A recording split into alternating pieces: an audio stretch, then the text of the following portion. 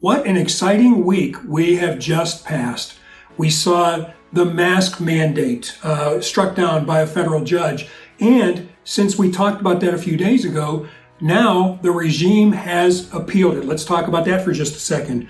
We have a billionaire catfight going on or starting between Elon Musk and Bill Gates. Pick a side in that one, right? And then in rapid order, it was a horrible week for what we might describe as woke corporations. Disney, Netflix, CNN Plus certainly, and others. We'll get to that as well. And Ron DeSantis, Governor DeSantis in Florida, he is showing people some things that must happen if you believe as he does on many issues. And finally, there is yet more polling out, more metrics and more optics saying that the midterms coming up will be a disaster for Democrats. Will they be? Does it matter? Let's talk about all that right now.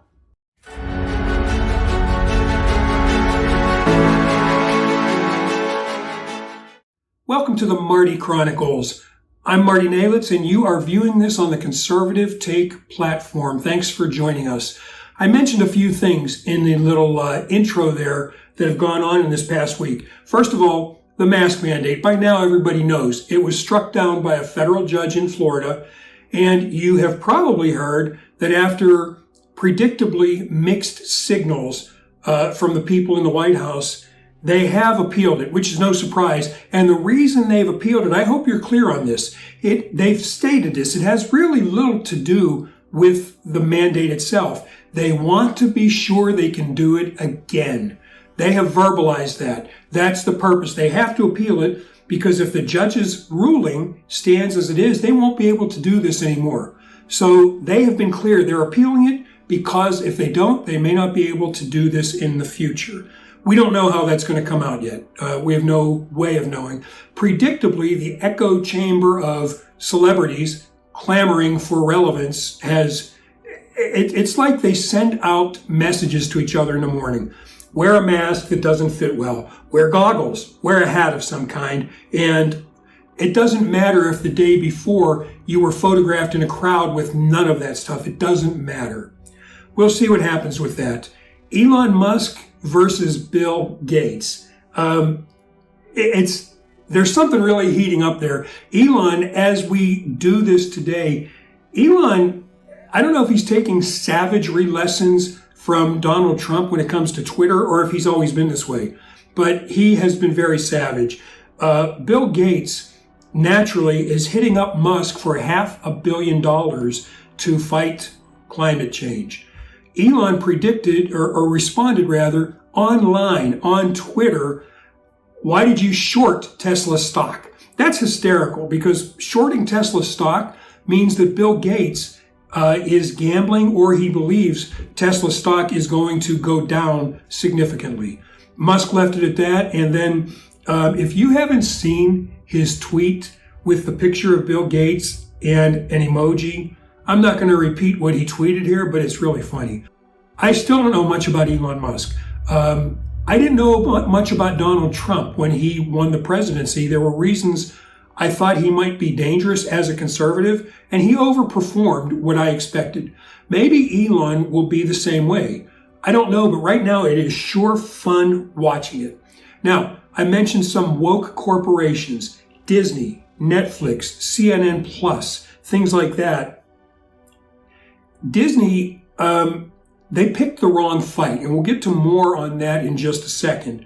And it's not just a fight with the state of Florida and Governor DeSantis, but with who their base is. I grew up with Disney. Everybody sat down Sunday night to watch the wonderful world of Disney. They've come a long way since then. It didn't just happen overnight. You know, if you followed this during the 90s, Disney always had this. It was like a cute little thing where they would put some sexual connotation in the background of one of their animated things. They did that in Lion King and others. So this isn't brand new, but Disney is getting hammered as far as the stock of their price. Netflix is doing even worse. Now, there could be some other reasons for that, but it wasn't too long ago that Netflix stock was trading at over $600 a share. Today it's $200. Now, there could be other reasons for that. Their programming is absolute garbage. I haven't had Netflix for a couple of years, but their programming, from what I'm seeing and reading, is just garbage. But there's another part to that as well. They're losing subscribers because it was a very common practice, and maybe still is, for people. I don't know how many devices you were allowed to sign in on, but when we first got on Netflix, my wife and I, we actually used my son-in-law's code until we decided we wanted it. We only got it for some programming that his granddaughter liked, or our granddaughter liked. So that's actually something that needs to be factored in. The number of subscribers has always been artificial because there are so many people that sign in under somebody else's credentials. Supposedly Netflix is going to crack down on that, but if their programming doesn't change, it's not going to matter. It is just, there's too many other options right now. Everybody has a streaming service. There's too many other options, and that'll be a disaster. CNN Plus, I don't know who thought it was a good idea to spend $300 million to try to get people to pay for something that they weren't watching for free. But it just crashed and burned in record time, and it's gone. So it hasn't been a good week. Now, let's get back to Disney. The whole thing with Florida and Governor Desantis, you've probably heard by now, Disney, for a long, long time since they've been there, has had a special district designated where Disney was everything. They were pretty much the law in their little kingdom. Part of that included they weren't subject to the same taxation the rest of the state was. Now, here's the irony. The same people that scream everyone needs to pay their fair share in taxes are livid that Disney may now have to do that. I'm told this could be a matter of $200 million a year. That's to Florida and from Disney. The people that are talking about just pick up Disney and move, you're out of your mind. It's not going to happen. I lived for 30 years in a western state that a certain knuckleheaded governor now comes out and says to Disney, move here. We don't meddle in businesses. Well, number one, they don't meddle in businesses unless it involves a baker not wanting to bake a cake. And number two, no, it's not going to happen. You can't possibly talk about picking up the billions of dollars of infrastructure that Disney has put in and moving it, particularly there, to a state where for 7 months out of the year, you always have the danger of a blizzard. It's not going to happen. Plus, in that state, which is Colorado, there is no infrastructure in place. If you know anything about Colorado, they don't have enough housing now to handle the ski resorts and other things that are going on. They don't have enough water. So it's not going to happen. It's just not going to happen. Disney, I believe, is going to have to pay that. This comes to what my whole point is. Donald Trump did this, and Ron DeSantis is also, I don't know if he's always been like Donald Trump or learned from him. I'm not sure. But if you are on the right end of the spectrum, the conservative end, you have to fight. You can't say, well, let's see what Disney will do here and then we'll go. You can't do it. You have to fight. And DeSantis is showing that, because whether you like it or not, I don't like it. I'm an old guy. I don't want to be in a fight right now. I want to live out this season of life, and enjoy it. It's not going to happen. They're never going to allow it. It's unfortunate. And it really has less to do with me than grandchildren, children. It's not just Disney. It's all over the country. So DeSantis is showing very clearly that you must fight back. You don't back down. You don't make friends. You're never going to make friends with them. It's not going to happen. And that brings me to my last point. More metrics and analytics are coming out on the Biden administration. The polling is horrible. I saw one yesterday that their approval rate among Hispanics is 26%. That's not sustainable for Democrats. It's not sustainable, and everything points to a royal shellacking for Democrats this November. But I want you to think about this. We've been here before. 2 years ago at this time, we had the same type of metrics. We had the same type of optics.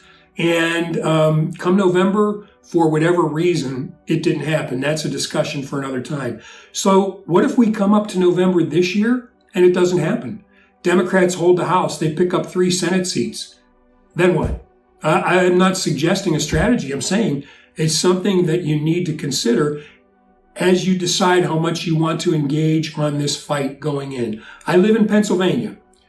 We have a Senate seat up for grabs. And honestly, the senator that inhabited it, Pat Toomey, if he showed up to the Senate for the last 6 years, I wouldn't be able to tell you. It's unfortunate. He's done nothing.